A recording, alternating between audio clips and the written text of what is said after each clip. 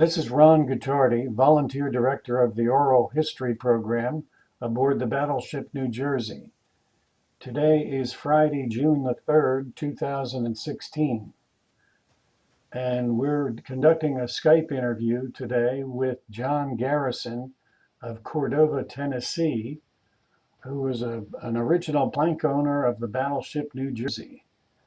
Good morning, John. How are you today? Just fine. Good to see you. John, your age is? I'm 92 going on 93. And a fine looking specimen you are for that age. And how old were you when you entered the Navy, John? 19. And that was in what year? Uh, I enlisted January 25th, 1943. Okay. And you were what age then? 19. 19. Okay.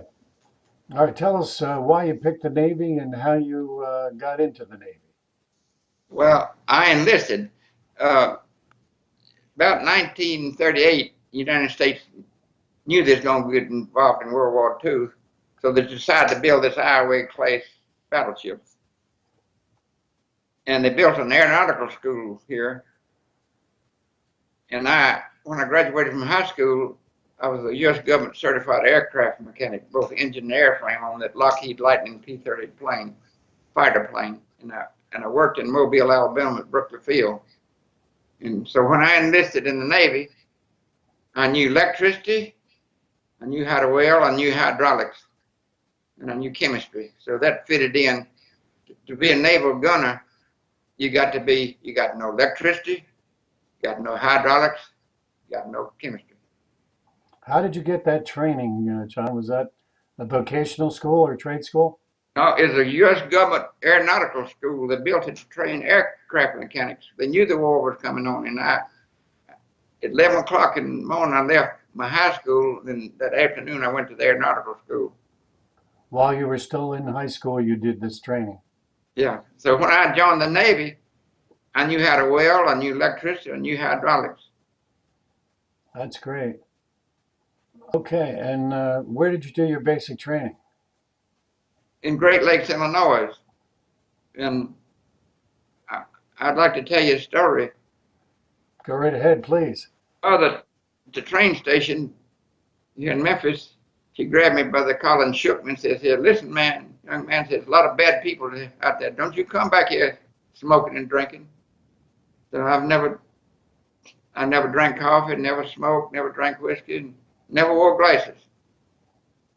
And in the Great Lakes, it is in wintertime, we drilled in the snow knee deep, and our drill instructor was a chief petty officer boatswain named Smith. And our company 130th 21st Regiment, we didn't have no demerits. We carried this rooster flag, yellow background with a red rooster. And when we shipped out, we took the rooster to the New Jersey with us. And the flag was a reward for no demerits? That's right. We were so proud of it, we took it with us. Okay, so then did you do any advanced training or technical training after boot camp? No, no. You mean no? See, we went to the outgoing unit and they sent us on a troop train to Philadelphia. They didn't tell us where we were going. We wound up in Philadelphia at the 30th Street station, and they pushed the train backwards, and when we got off the train, we was inside the Philadelphia Navy Yards, and we fell in the ranks and went marching toward this big building with a big door open, and they said, "Halt, about face," and there was this big sign that said USS New Jersey Detail, and that's when we knew where we were. And when did you see the New Jersey? Shortly after Well, that? see, we lived the receiving ship. That's where they assembled the crews. We slept there and ate there, and we had this boatswain mate named Phillips. We mustered in the morning, and he said, "Look, says they need several of you go down there, be with welders," and all of them would hide except me, and I'd walk in the snow about a mile to Pier 4, and I'd work all day And they found out I could weld. They put me to work welding, and I did electricity and hydraulic work. And those planks, I laid them too. I know how to do them. On the deck, they have these studs welded down, and you put this plank with a hole in it, and they had a big round peg that drove it in and cut it off, and with a big blade that drove hemp down in there, and they put a bead of tar, and we hold it on the thing. I know all about them planks. I helped lay them. Now, the New Jersey could use you right now. We're replacing some of that deck. Do you know the New Jersey was designed for air conditioning, but they needed it so bad, so they didn't do that. Those planks are on there for air conditioning. I don't know whether you knew it or not. Did you know that? Well, we were told that they provide some insulation on the main deck to the crewmen below. It didn't help much. It was still hot there, and would you like to hear when we first took it to sea? Yes, let me ask you a question, John. You mentioned the air conditioning. I believe some of the magazines were air Oh, conditioned. Is that yeah, yeah, they had to because down by the fire rooms, it was hot down there. They were air conditioned. Yeah. you didn't want the powder or those projectiles to get too warm, I guess. Oh, there's right over the engine fire room down there. Okay. So for how long did when did you arrive in Philadelphia? In March of 43? At the 1st of March. So then you worked on it till it was commissioned in May. It was on a Sunday morning, May the 23rd, 1943, a beautiful sunshine morning. And about 6, 8 of us put on a nice uniform of the day whites and went to the main gate of the Navy Yard to meet the guests.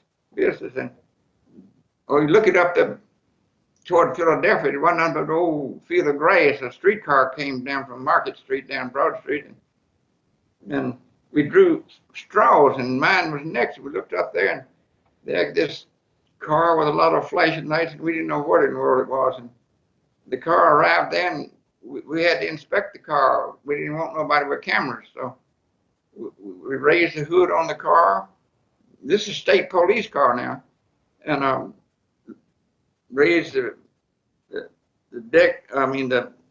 trunk up, looked under the car, and looked under the seats and the glove box, and we even looked in the purse of Governor Edison's wife. So we passed inspection, so I jumped in the car and had to show them the way down there and show them where to park the car, and I got them seated, so I fell in rank for the commissioning ceremony. It was quite an honor. Yeah, I'm sure it was. We didn't want no one with a camera there. Can you tell us about the commissioning ceremony itself? Oh, it was great, and the commissioning ceremony, we'd already moved aboard our clothes, and they set the watch 1, section 1, and that was me. We got to go eat chow first, and 12 o'clock noon was soon duty. When did you move aboard? That same day? No, the day before. Day before. Then I've got something else to tell you. You know the Union Jack? Yes. You know the American flag with all the stars? That's the Union Jack. Right. When the ship is at anchor, it flies on the bow. Right. Well, I saw it fly again out in the Pacific. When a board of inquiry, a general court martial going on the high seas, it's on the outboard halyard of the port yard arm. It was about Halsey. He took us into the South China Sea against the advice of the meteorologist and got us in trouble.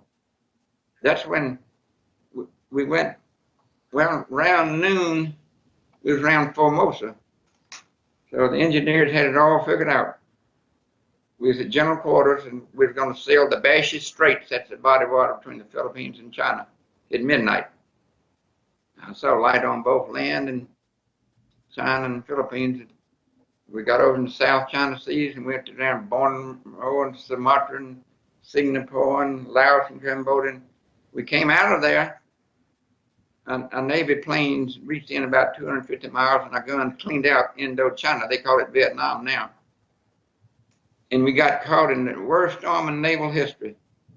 Typhoon. 250 mile an hour winds, 50-foot waves. Number one turret went in under, got it full of water, and the screws had come out. We headed into the storm.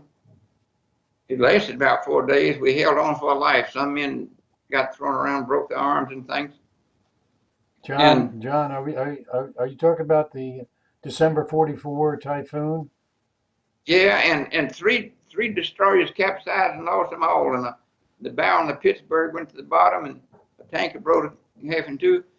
And the New Jersey was white as snow. There's so much salt on it, we turned white as snow. And Yeah, I'm a student of that part of history, the typhoon of 44. it's the worst storm in naval history. We didn't eat nothing for 4 days. You had to hold on for your dear life.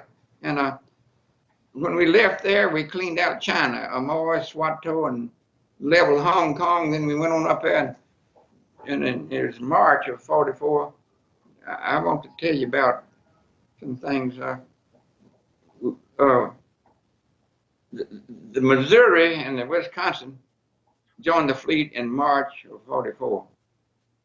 Well, we got underway from Enlisted. The first day out of Sunshine Day, they raised the flag, turned Zebra George. We had to launch 8 fighter planes at noon and recover 8. It's been up there since 8 o'clock, running out of gas. And the old Missouri was somewhat after the Hornet. And these planes circled like ducks coming and landing on the Hornet. And the Missouri opened fire and shot out and killed 2 of our pilots. And the guys on the Hornet says, we're going to take care of that old Missouri. We're going to bomb the thing. But anyway, the Missouri was more or less standby status at Iwo Jima. They didn't trust it. Now, and then... They didn't trust it. Why, John? Because of the incident with the planes? Shot and killed 2 of our pilots coming and landing on the Hornet. Okay. Then we went up to Honshu at 1 o'clock in the morning and shelled the coastline of Japan.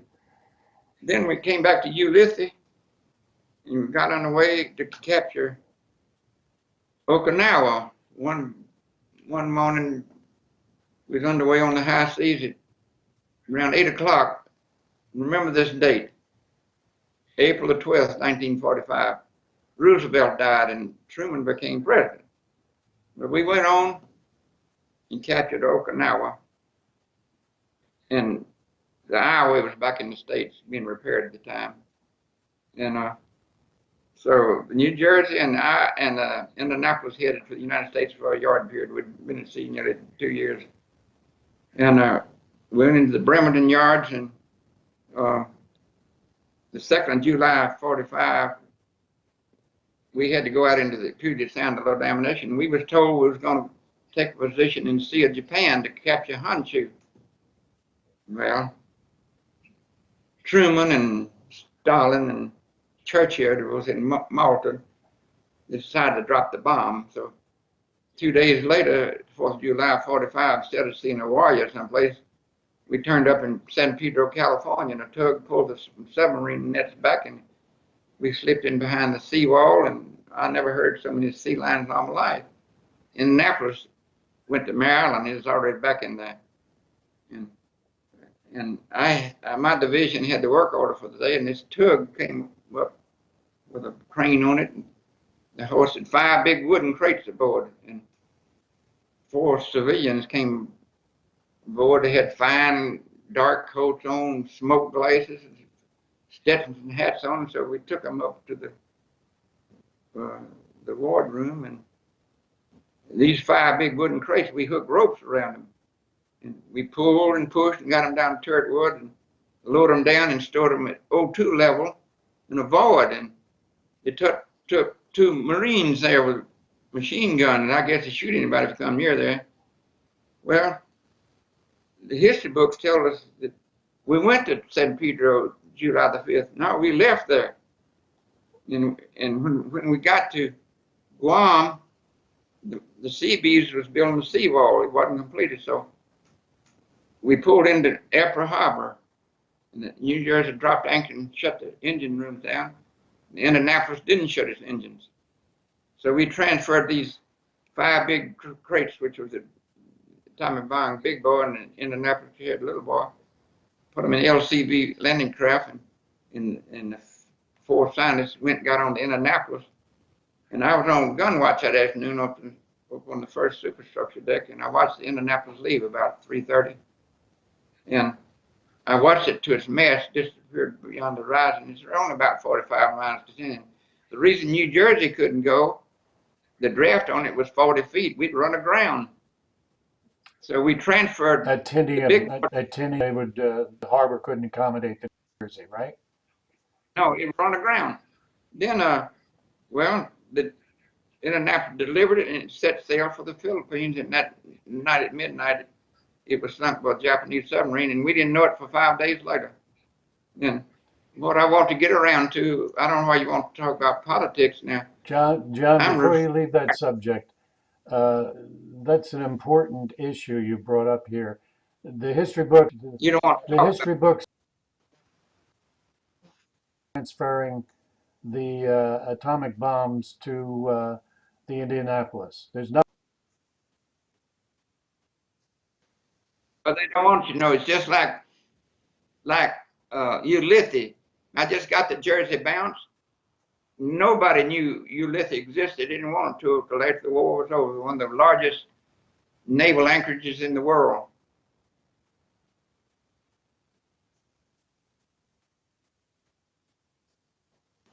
Well, common sense. If it put them both on Indianapolis, it got sunk. Both of them went down. They told Indianapolis had the little boy, but they never did tell you who had the big boy. Now, I want to get back to Truman when the war was over. You might not want to talk about politics. Now, I'm retired from the Defense Logistics Agency, 35 years, and I worked in Philadelphia at the Defense Personnel Support Center, 4 years with 600 people, and I did research, and I'm the father of the FIN, F-I-I-N, Federal Item Identification Number. We had about 600 fathers, by the way. You know what the FIN is, don't you? No. What is it? Everything the government owns has a. Let me see. Oh, it's like an asset number. Okay. Yeah.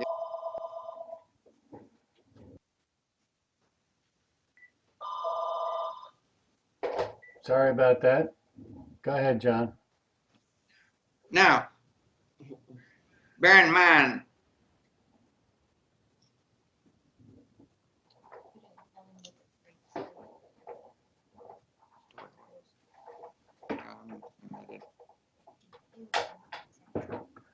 Go ahead, John. well, these crates had toy horses on them. Toy horses? Now, That's what the identification was on the crates? that was the project that was traveled on. Now, when the war ended, now Truman became president April 12th, 45. Okay. New Jersey was just back from the United States. Major overhaul, fresh paint. And the Missouri, to me, was only in one invasion, that was Okinawa. And Truman went against the advice of all of his military people like Nimitz and Spruance and Halsey and General Stilwell and Chenault and MacArthur, that I've got my ship, so he's going to go get the peace line. Everybody told him the New Jersey should be the one. It was in 22 division. The Iowa was in 20. And to my knowledge, the Missouri was in 1. Now, when peace was signed, we got orders to sail for the Philippines, to stand by down there in case peace didn't hold. So the Straits of San Bernardino had mines in them, so I rigged the paravanes on the New Jersey. It's like a big torpedo, it has a nose with an eye in the end. You hook a cable in there and you throw it over and you hook it to the bow of the New Jersey. The rudders, you can make it dive deep and outward, and the cable cuts the mine loose, and we blow them up with machine guns. So we swept the channel of St. Bernardino Strait. And we got to Manila. I never seen so many masts of ships there. And I was in the Philippines 90 days. We invaded 9 islands in there. And I was in 22 invasions. In New Jersey, the military advisors told Truman should be honored to have the peace sign, and he wouldn't do it. So I've all my life I fought wars. I worked 35 years for the Defense Logistics Agency, and while I was in New Jersey doing research and developing the fin, I went to a State Department school. We studied treaties about airspace and territorial waters, and I was a good fit to manage the global initiative. So I know all about fighting wars. You know, World War II was won, but the wars since then are political wars. You never win them. They're never over. Take Iraq and Afghanistan, 16 years was there, and we may never get out of their political wars. Why don't the President of the United States turn the commanders and the men loose and let them fight the war? They got their hands tied behind them. And I want to tell you another story. I was in the post office here in Cordova 2 days ago to mail something priority. And behind, in the line was a man about 60 years old. He saw my cap. He says, "You was on the New Jersey?" "Yeah." And this man had worked in naval shipyards about the world. I'll tell you where the gun barrels on the New Jersey are. Y'all want them back in the museum. It's going to cost a pile of money. He worked in the Subic Bay Navy Yard in the Philippines. Them barrels are down there. Do y'all know where they at? No, where? Well, this man looks like an honest man. He's worked in naval yards in this country and abroad. He asked me about Subic Bay. I said I never heard of it, but I invaded 9 islands. But it must be an awful big Navy yard to take one gun barrel weighs 120 tons. They land down there in Subic Bay. Now, he didn't tell me what year it was. Now, y'all might have moved them since then, but y'all want them up there on the New Jersey to show people. If 3 of them, they took them out of the. Now, those gun barrels, the rifling is straight in them. If we had to watch it, if it stretched too far, it'd split. So where are the gun barrels? Are they under the water? The Subic Bay in the Philippines. I didn't know they had a Navy yard that big.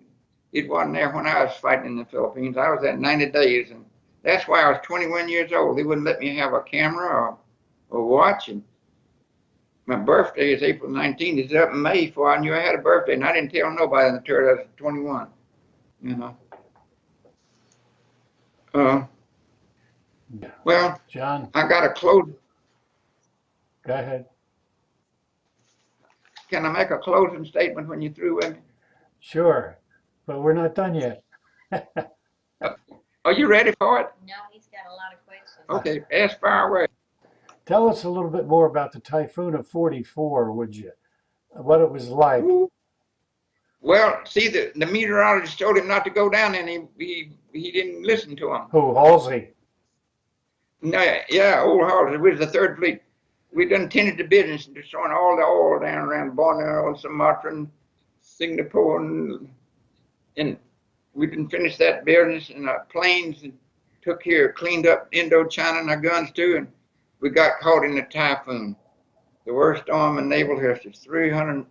250-mile winds, 50-foot waves. The #1 garden turret went under many times, and screws vibrated the ship. They thought it was going to snap off. And we couldn't eat for 4 days, and well, we 3 destroyers capsized, lost all the men on in the bow off the Pittsburgh, broke off, went to the bottom, and tanker split, and so they had a board of inquiry report against Halsey. That's where I saw the Union Jack flying. We're down on the high seas on the main mast of the outboard halyard of the port yard arm. So you tell anybody it doesn't fly on the bow at all times. Your general court martial or the board of inquiry board. And I'd like to tell you a story about us refueling. We were somewhere at dark. This tanker approached from the port quarter, and the captain says, "Cast off and make another approach." He kept on coming and took one of the wings off the airplane, and he come alongside and hooked the ropes up, and the boys on the New Jersey broke out the water hose fighting, and when he cast off, we didn't get no oil, but some of the men on the tanker was on the New Jersey, and some of our men was over there, and a monkey got aboard the New Jersey. He climbed up on the main mast, and Johnny Ambrogio, Italian boy from Patterson, New Jersey, he was in cahoots with the Filipino cook, and cook thinking he got an apple, put a bucket and raised it up, and the monkey got down in the bucket. And we wanted to keep the monkey, but they wouldn't let us have it. Who did it belong to? The tanker?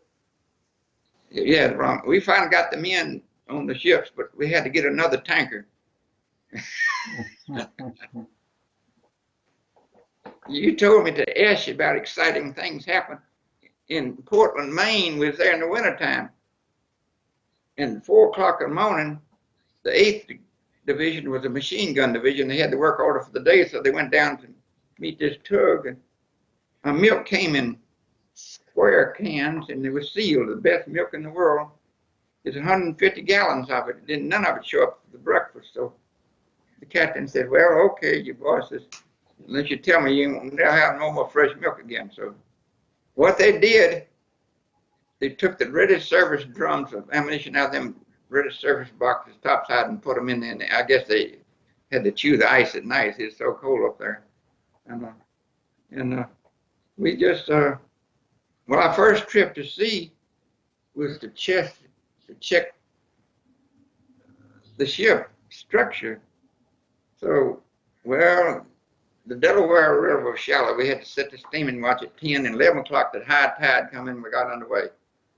We got down to Cape May, a tanker met us. We pumped fuel in there. And we fired these projectiles. They was red, brown, BL&P. We fired all the projectiles at one time, and the structure of the ship failed. We had to bring it back in the yard. In one of the living compartments, I don't know whether the superheated steam pipes exploded, and they come in with the torches, and they eliminated my bunk. And see, a gun crew sleeps near the turret.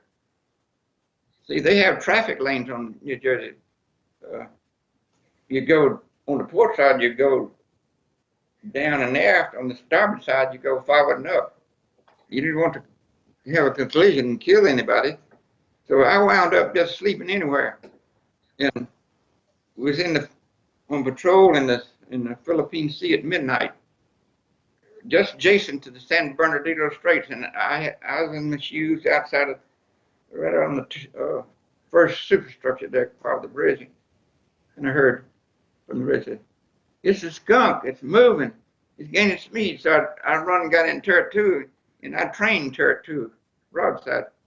Well, we got ordered to train out, and I saw on my computer reading degrees, minutes, seconds, and they told us to load, and we sunk this big Japanese battleship. I was told that the Yamada, I don't know what, is at midnight, and all, well, 3 gun turrets, 3 barrels, each one hit it with those big black armor-piercing shells, and boy, it exploded sky high. Such a bright, I guess they could see it on the moon, such an explosion. It went to the bottom. That water, still water runs deep. That water's 36,000 feet. It went down midnight. We got it. Yeah. Where was that? The Marianas Trench? Yeah, just where the San Bernardino Straits goes, that main channel through the Mindanao and Luzon. Right. Now, in the invasion of Saipan and Tinian, it was in, we went in there on a Friday morning, 9 o'clock, the New Jersey. Now, the New Jersey in the Wisconsin had bigger guns than Iowa and Missouri. You didn't know that, did you? No, I didn't. How much bigger? 16-inch 50 caliber, and they're 16-45. Now you multiply that and divide 12 in it, and the barrels on the New Jersey and Wisconsin is 68 feet long. And that gun barrel weighs 120 tons, and the breech plug weighs 30 tons.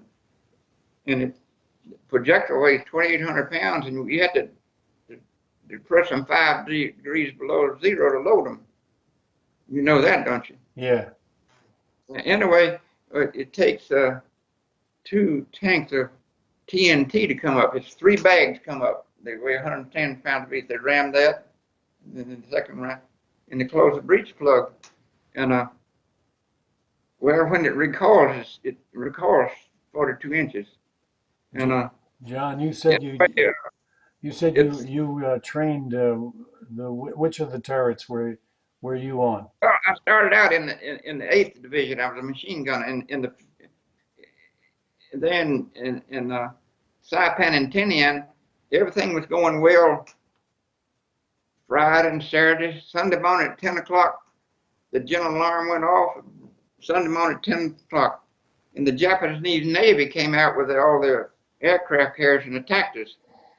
In 1 hour, we shot down over 400 Japanese planes. They called it the Battle of the Philippine Sea, but we called it the Turkey Shoot of the Mariners. We shot down over 400 Japanese planes. Just minutes, you couldn't even see the sun. So much explosion and gunfire. Was that your which turret were you on, John? Well, I started off in the 8th Division, 20 millimeter machine gun. Then I became a gunner's mate striker. I was in the 4th Division up in Mount 2 on the port side there. Then I took a gunner's mate test, and 96 men went up for it, and they only rated 3. Everyone should be rated, but the complement of the ship kept us down, see. Then I went to turret 2.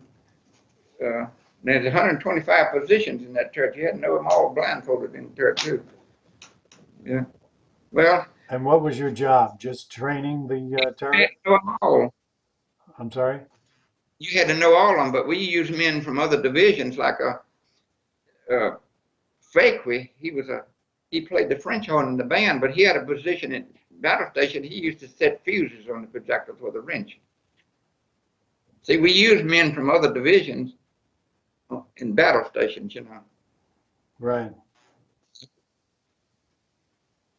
It took 125 men in one of the big gun turrets to operate the thing.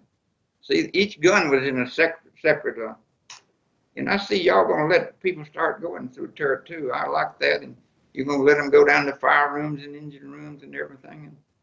Well, people go they go down into one of the turrets, and they go into so 2 of the gun houses now, and we're hoping to open in the engineering spaces sometime in the near future. Back up, when I was walking down there, working every day, sometimes I'd locate pieces in buildings.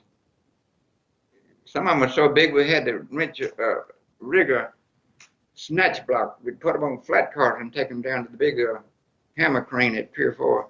And I helped install everything in the ship's galley, everything in the dispensary.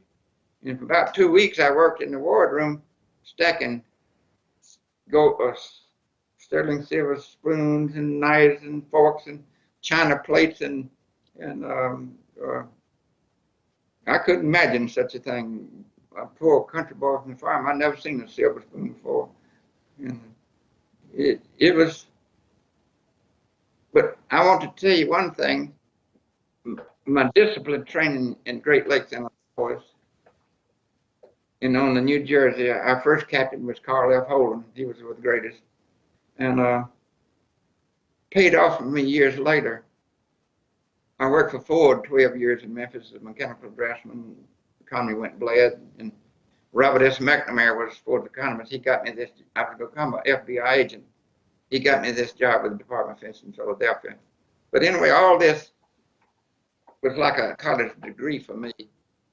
I worked 27 years as a shadow in a security clearance for the Department of Defense. You understand? All this training was just like getting a CPA degree for me. It was molded me, to be honest. And you understand? Yes, that's admirable. And I wish everybody had to serve on the New Jersey like I did. There'd be better men we have today. And when you get ready to close out, give me a signal. I got 1 or 2 things on. Oh, the aircraft carrier Benjamin Franklin, CV-13, came to join us at Enlisted. Well, we was getting ready to go on another invasion. 9 o'clock at night, was lit up like a Christmas tree, and two Japanese planes. And as you're standing on the deck of the New Jersey, looking out to sea, the line of infinity is 15 miles. We was all just loading up ammunition. 9 o'clock at night, the general alarm went off, and these two Japanese planes came in beyond the horizon, right above the water. And when they got there, they started climbing us on us before we knew it. One of them dove through the flight deck and hangar deck of this Benjamin Franklin blew up. I was the New Jersey was 1,000 feet away. I could feel the heat, and the explosion lifted me off the deck. It blew me about 40 feet. I didn't have shoes on my head, and had a cut on my arm. It killed over 746 people, injured almost 250. All the planes was in the water. They had a big list to the port side, and the left off this putting people in body bags. And the first casualty, a gunner's mate was in a pit cleaning. They didn't know it, and they crushed him to death. So we put his parts in a bag, and in Missouri, we went over there in a whaleboat, and I buried him in the sand over there. And the second casualty, a man disassembled electric drill and put it together wrong and electrocuted himself. And our own ship shot us up. A destroyer blowed a hole in the port quarter back there, below the main deck, and went through the galley. And the guy, a cook, was asleep. He had to take his leg off and everything. See those projectiles on the 5-inch guns? One was mechanical fuse, and the others was we had batteries in them.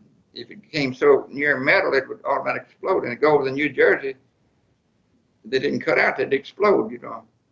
It was warfare. I got used to. And another thing I want to tell you, I was right off a farm. I had a ruddy complexion. If you get in that South Pacific, if you don't have a ruddy complexion, you won't last a minute. The fungus will eat you up. You'll come a big blister and then wrap you in cheesecloth and send you back here. That might be good for a recruit in the Navy. When you get ready to close out, I got some closing statements I'd like to make. And we was at in order to capture Ulysses, we had to destroy a truck. It's an awful sea battle there, and we sunk a lot of ships, and we got 17 prisoners of war aboard. Some of them was burned. One had a broken arm, and we gave an appendix operation. One fixed the teeth, and you got the book at the bottom. I wrote that article. I say that during World War II, the United States Navy treated Japanese prisoners of war in full accord with the guidelines of the Geneva Convention. And you got the record there. 22 islands when we invaded, and then at the bottom I tell us one was destroyed, we didn't invade. The New Jersey was taken out of commission in '69, and in the Bremerton yards, and I guess the captain took it away like a baby. He says, "Well, rest well, yet sleep lightly, and hear the call if again sounded to provide firepower for freedom." Now, in '43, we didn't have the motto. That came about in 1969. Now, to be a plank owner, you had to be the crew commissioned it when it's brand new. So if they decommission it, recommission it, you're not a plank owner no more. It's quite an honor to be a plank owner. Yes, it is. And well, I wish you was on the New Jersey with me. Same here, John. Yeah, John, what do you remember about the Battle of Leyte Gulf? And can you tell us anything about that? Yes, we was in that, and it was an enormous battle, and that's about the time when it invaded Leyte that we was patrolling at midnight at the Straits of San Bernardino, and this big Japanese came through at midnight. That's when we sunk it. Oh, that was an awful invasion. Just it's the horrors of war. I got used to it. It was routine every day. I didn't ever have a dull minute. Everything was new. And same way when I worked for the Department of Defense, it was a new day with me. And I guess I've been blessed with good health, and I had the best job in the world on the New Jersey and working for Ford Motor Company and the U.S. Department of Defense. And I just wish, it's this gentleman that wrote me a letter. He sent me a letter that said y'all trying to get them gun barrels back, and this man at the post office said it's Subic Bay in the Philippines now. He didn't tell me how long ago that was, and it's going to cost y'all $1 million to get them back, but that's where he told me they were. What, John, Admiral Halsey's criticized for his actions at Leyte Gulf. Do you think he deserves that criticism? Yes and no. We was out there to win the war, so everybody makes mistakes. I don't care if you're the admiral or the little boy like me from the country. We made them, but we learned from them. And that's what's wrong today. I want you to tell everybody, political wars, you don't win them, and they're never over with. I'm comparing it to Afghanistan and Iraq. 16 years, we didn't win it, we're still there, and we may never leave, but they need to turn, the president needs to turn the officers and the men loose and let them fight the war. They got their hands tied behind them, so I wish you well. And this gentleman that wrote me the letter on the New Jersey, you see him every now and then? I'm sorry, John? This gentleman on the New Jersey that wrote to me, Clark? I sent him information, and this book I sent to you, I call it a book. You might call it a scrapbook. The United States Navy couldn't make a book like this, only me. You print some copies and put it in the museum. Let everybody look at it. It's the truth. We'll do that, John. I made it colorful, and I salute you. Was you in the service? No, I wasn't, John. Well, you should have been with me. We were learning something. The boys on the New Jersey, nobody wanted me to. We went our last test on the New Jersey. We had to check the accuracy of the magnetic compass, so they sent us up around Iceland. We turned around and headed for the United States, and we was headed for New Hampshire. And inside those gun turrets, it's so cold, our breath made frost on our collars.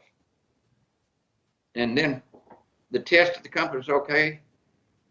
We pulled into Boston. They said, well, the planet, they said, we're going to set the steaming watch at 4 o'clock, and we're going to shift burst with an aircraft carrier over. Well, when the guys woke up daylight, we was out in the Atlantic Ocean, snow flakes as big as saucers, and we pulled into Norfolk, and they took all of our winter clothing away for us. We got on the way, and we got outside of the highway went with us now. We arrived there just about dark, and the captain said, well, men, we're on our way. I've got orders to report to the Pacific Fleet. Said the highway is going through that night, we're going to go through it tomorrow. And, well, going through the canal, everybody ought to know that the Atlantic Ocean is 80 feet higher than the Pacific Ocean. And those locks on the Atlantic side, they let us down into Gatham Lake, see. And, well, anyway, I had a station going through the canal. They gave me a yardstick on the port side there. And I had a headphone on, and the canal's 110 feet wide, and the ship was 108. And they told me to speak up when it got to 10 inches. So I was talking to this guy on that electric mule out there. I said, station so 10 inches. So he could pull us over a little, you know. But they had to paint us when we got through the canal. And they had to fuel us up, and we rendezvoused with the Pacific Fleet in the Admiralty Islands. They was glad to see us. Yep. John, I'm told that while you passed through the Panama Canal, they had to train fire hoses on the sides of the ship. Is that true? I don't know. I remember having to paint it to scratch it up. So when we got through, they had to put another coat paint on from the maiden deck down the water line. It scratched us up so much. And when we got through over there, they fueled us at night. I don't know if somebody went to sleep or what. It's so much fuel, it overflowed into voids in one of the living compartments. We had enough to go around the world, I guess, because we're going to need it. And our first engagement was at Kwajalein. in the Marshall Islands. We'd arrive there about 2 o'clock in the afternoon. The sand sparkled like diamonds over the pretty palm trees, and they told us, if 2 radio towers still, don't y'all damage those things, no. Where we cut loose, and the big projectiles, you couldn't drop them within a mile doing it, blow them down, and well, we damaged them just a little. One a tree left in 3 minutes on the island. Made toothpicks out of trees. And what I don't like about it, history said that New Jersey didn't fire a shot at Kwajalein. No, they're wrong. It was Missouri. And nothing said that that we left San Pedro. No, we arrived at San Pedro the 5th of July. No, we arrived there the 4th. We left at noon in Italian. Noon is mezzogiorno. I speak Italian. We left at noon with these big 5 wooden crate in the forest signage. No, they don't want to tell the people of San Pedro this stuff went through the town. I don't blame them. But it went there. We got it there. We did the job. And I want to say, and this is my closing statement. It says, I am very proud to have served my country in time of war at such a young age. Most importantly, I served on the New Jersey. And the New Jersey sure lived up its motto, firepower for freedom. I thank you. I thank the United States Navy. Godspeed to you in the museum there. And I hope people will come there. And I hope you like the story telling about Truman. He enhanced his image and notoriety by signing the peace on his ship. They didn't deserve it. All the military leaders said the New Jersey should have did on it. It was in 22 invasions. Iowa was in 20. And the Missouri was in 1 as far as I'm concerned, because they made him stand by in Iwo Jima, and I tell you why, and they had a good reason. Imagine haul off and fire, killing 2 of our Navy pilots. And one of them was the wing commander. As they come in, the pilots on the horn said, we're going to take care of that in Missouri. Now, by the way, the New Jersey and the Wisconsin was built in Philadelphia, and the Iowa and the Missouri was built in New York short building, and their code numbers were odd numbers. New Jersey was 62, and the Wisconsin was 64, and the Iowa was 61, and the Missouri was 63. I hit the nail on the head. I know my Navy. Another thing I want to tell you, law of faith. You take your car to get it fixed. You see General Motors cars there, Chrysler's cars, and Japanese cars. In the Navy Yard in Philadelphia, in the invasion of North Africa, a British battleship got damaged, and 2 French warships. The Montcalm was a French battleship, and the Richelieu was a cruiser. Well, they came to Philadelphia to get repaired. And one time the Montcalm was just across Pier 4 from us. And guess what happened in New Guinea? France sent the French battleship Montcalm by the Indian Ocean to help us out. We was in 3 invasions in New Guinea. Here they are. You got the page. I made it nice for you. Aitape. How do you pronounce it? I say Atapia. Humboldt Bay and Hammer Bay. This is the name of islands in the island group New Guinea. You got the page. You know every island and every island group I've invaded. And down at the bottom is to capture Pajaloo, the 5 islands we had to destroy Yap.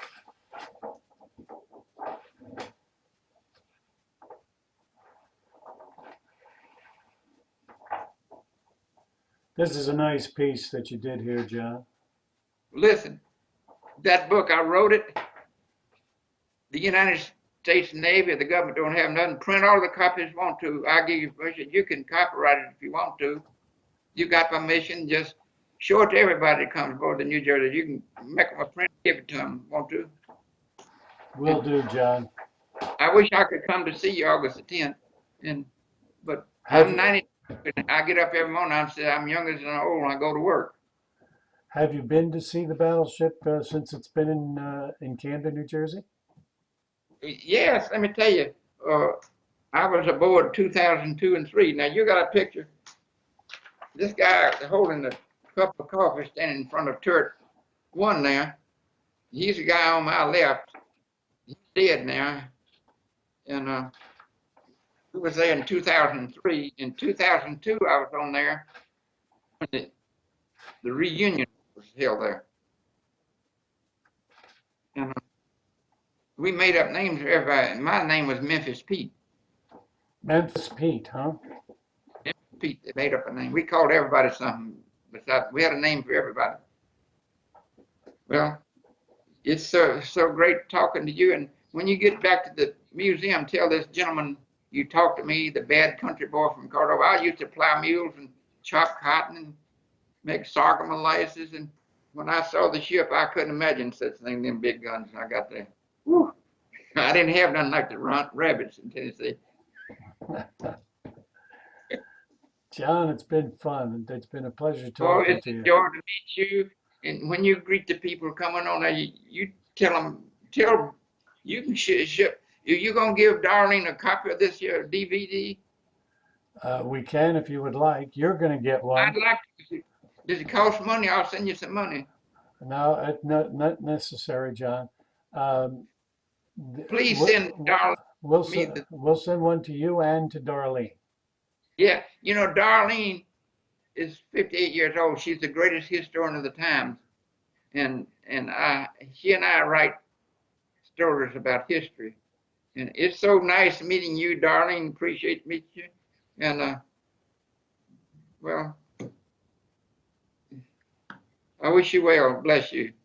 And this gentleman, if I got his name, he writes to me from the New Jersey, and tell him I just got the Jersey bounce, and I found out Ulysses was the most secret base in the world. They didn't tell nobody about it till the war was over. I know why. They had a famous island on that called Mogmog. That was an R&R place. Yeah. I didn't drink none of the beer, and I went swimming, and I caught an octopus. It was wrapped around me, and I didn't know what to do with the thing.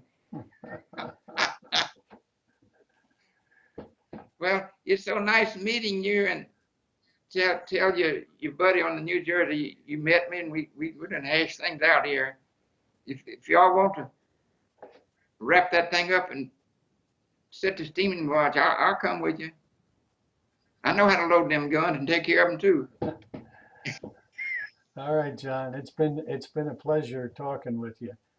And please give Darlene and me a copy of this DVD. If it costs money, I'll send it to you. Okay? Will do, John. All right. You can send. I'm gonna go ahead. I'm gonna sign off now. Well, bless you. You take care of that great ship. It's the greatest ship ever built. Nothing like it. I agree.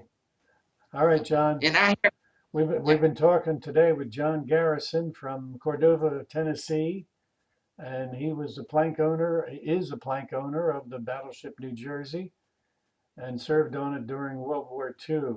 This is Ron Gutardi, volunteer director of the oral history program of the Battleship New Jersey.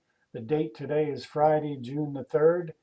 And John, thanks for your service, and thanks for sitting down with us and telling us your stories. Okay, please send Darlene and I a copy of the DVD, okay? Will do, John. Take care. Okay, thanks to me, and bless you. Bless you too. Bye now. Bye.